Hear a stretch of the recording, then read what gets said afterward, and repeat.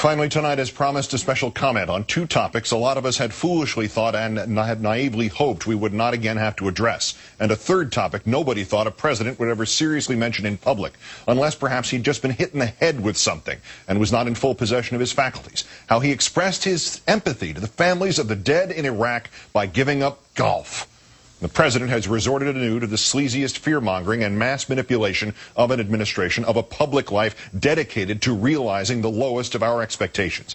And he has now applied these poisons to the 2008 presidential election on behalf of the party at whose center he and Mr. McCain lurk. Mr. Bush has predicted that the election of a Democratic president could, quote, eventually lead to another attack on the United States. This ludicrous, infuriating, holier-than-thou, and most importantly, boneheadedly wrong statement came yesterday during an interview with Politico.com and online users of Yahoo. The question was phrased as follows: if we were to pull out of Iraq next year, what's the worst that could happen? What's the doomsday scenario? And the president replied, doomsday scenario, of course, is that extremists throughout the Middle East would be emboldened, which would eventually lead to another attack on the United States. The biggest issue we face is, it's bigger than Iraq, it's this ideological struggle against cold-blooded killers who will kill people to achieve their political objectives. Mr. Bush, at long last, has it not dawned on you that the America you have now created includes cold-blooded killers who will kill people to achieve their political objectives? They are those in or formerly in your employ who may yet be charged someday with war crimes. Through your haze of self-congratulation and self-pity, do you still have no earthly clue that this nation has laid waste to Iraq to achieve your political objectives? This ideological struggle you speak of, Mr. Bush, is taking place within this country. It is a struggle between Americans who cherish freedom, ours and everybody else's, and Americans like you, sir, to whom freedom is just a brand name, just like Patriot Act is a brand name, or Protect America is a brand name. But wait, there's more. You also said Iraq is the place where Al-Qaeda and other extremists have made their stand and they will be defeated. They made no stand in Iraq, sir. You allowed them to assemble there. As certainly as if that were the plan, the borders were left wide open by your government's farcical post-invasion strategy of, they'll greet us as liberators. And as certainly as if that were the plan, the inspiration for another generation of terrorists in another country was provided by your government's farcical post-invasion strategy of letting the societal infrastructure of Iraq dissolve, to be replaced by an American viceroyalty, enforced by merciless mercenaries who shoot unarmed Iraqis and then evade prosecution in any country by hiding behind your skirts, sir. Terrorism inside Iraq is your creation, Mr. Bush. It was a Yahoo user who brought up the second topic, upon whose introduction Mr. Bush should have passed or punted or gotten up and left the room claiming he heard Dick Cheney calling him. Do you feel, asked an ordinary American, that you were misled on Iraq?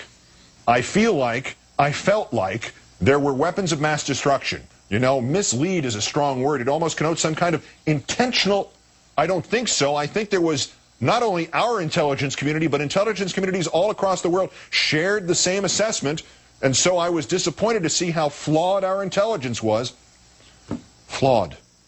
You, Mr. Bush, and your tragically know-it-all minions threw out every piece of intelligence that suggested there were no such weapons. You, Mr. Bush, threw out every person who suggested that the sober, contradictory, reality-based intelligence needed to be listened to and damned fast. You, Mr. Bush, are responsible for how intelligence communities all around the world shared the same assessment. You and the sycophants you dredged up and put behind the most important steering wheel in the world propagated palpable nonsense and shoved it down the throat of every intelligence community across the world and punished everybody who didn't agree it was really chicken salad.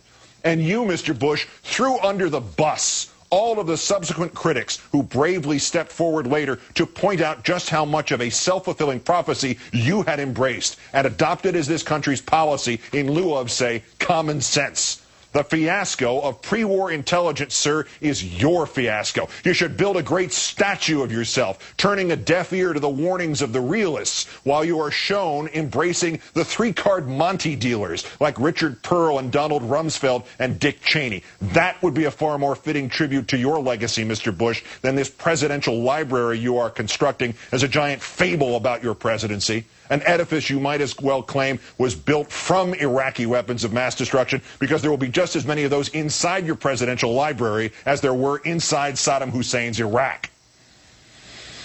Of course, if there is one overriding theme to this president's administration, it is the utter, always failing inability to know when to quit when it is behind. And so Mr. Bush answered yet another question about this layered, nuanced, wheels within wheels garbage heap that constituted his excuse for war. And so you feel that you didn't have all the information you should have, or the right spin on that information? No, no, replied the president. I was told by people that they had weapons of mass destruction. People. What people?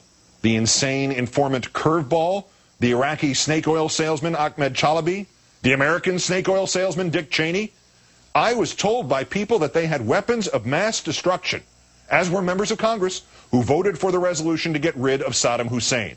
And of course, the political heat gets on, and they start to run and try to hide from their votes. Mr. Bush, you destroyed the evidence that contradicted the resolution. You jammed down the Congress's throat the way you jammed it down the nation's throat. When required by law to verify that your evidence was accurate, you simply resubmitted it with phrases amounting to "see, I done proved it," virtually written in the margins in crayon. You defied patriotic Americans to say the emperor has no clothes, only this time with the stakes, as you and the mental dwarves in your employ put it, being a mushroom cloud over an American city. And as a final crash of self-indulgent nonsense, when the incontrovertible truth of your panoramic and murderous deceit has even begun to cost your political party seemingly perpetual congressional seats in places like North Carolina and last night Mississippi, you can actually say with a straight face, sir, that the members of Congress, the political heat gets on and they start to run and try to hide from their votes, while you greet the political heat and try to run and hide from your presidency and your legacy. 4,000 of the Americans you were supposed to protect are dead in Iraq, with your only feeble, pathetic answer being, I was told by people that they had weapons of mass destruction. Then came Mr. Bush's final blow to our nation's solar plexus, his last reopening of our common wounds, his last remark that makes the rest of us question not merely his leadership or his judgment, but his very suitability to remain in office.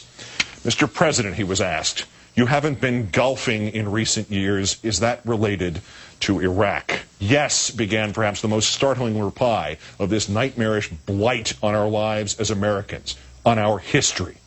It really is. I don't want some mom whose son may have recently died to see the commander-in-chief playing golf. I feel I owe it to the families to be in solidarity as best as I can with them. And I think playing golf during a war just sends the wrong signal. Golf, sir.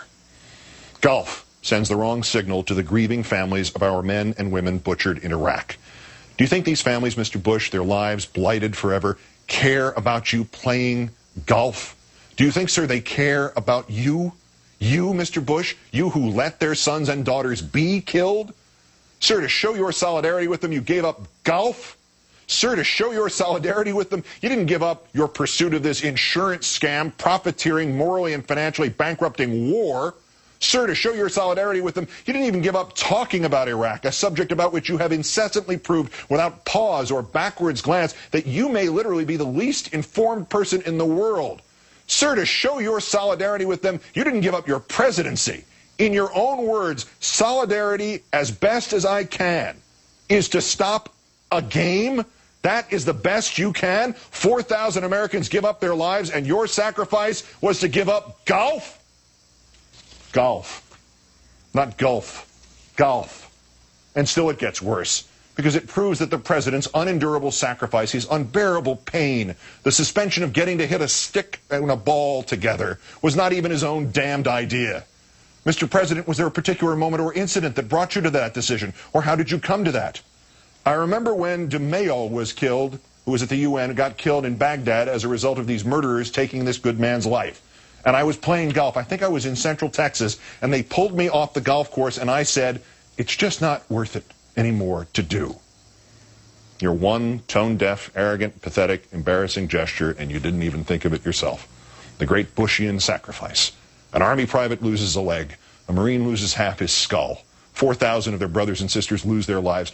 You lose golf, and they have to pull you off the golf course to get you to do just that.